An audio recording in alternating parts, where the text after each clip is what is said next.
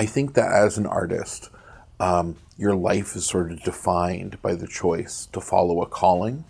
So it's very hard to say what happens to you if you turn completely away from the calling that you feel called to do.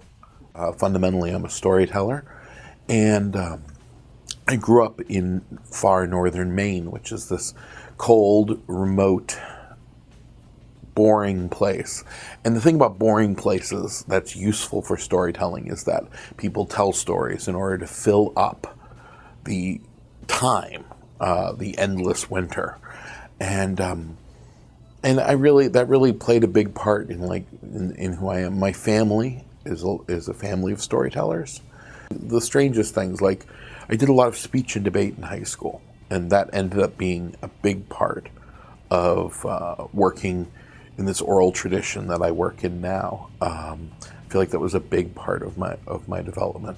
I feel like things that I might even be that a different person might even be ashamed of played a big part. I think reading a lot of comic books and reading a lot of like pulp science fiction and fantasy, it gave me an appreciation for like mythic storytelling.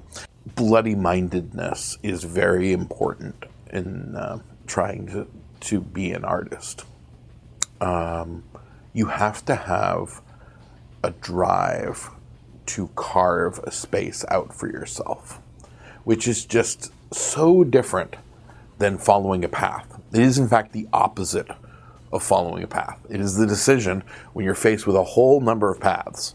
And I went to a small micro Ivy college. I managed to get in on a scholarship, and I had all these opportunities in front of me. It's the decision, almost nonsensical, to turn around, look at the largest thicket of jungle, and just decide that you'll go in that direction and just walk into the thicket. And you don't even have a machete at first. At first you just have your hands. And then you have to eventually be like, I guess I should build a machete. And then you have to build a machete, and you have to start carving. And there's no guarantee it's going to work. You need to like really believe that you are called to do something, and then be aware of those like larger moments where you see yourself in the context of all writers or all theater artists or whatever your calling is. At the same time, you need to get up in the morning, and then you need to make the coffee, and then you need to drink the coffee, and then you need to put the coffee down and start working. And I think one of the things that's most interesting about most callings is that they are almost always, by a degree, self-motivated, because no one else is actually going to tell you to have a valuable life. No one actually is going to make you have a good life, full of purpose. That is actually self-generated. It's probably why I'm such an existentialist. It works for me.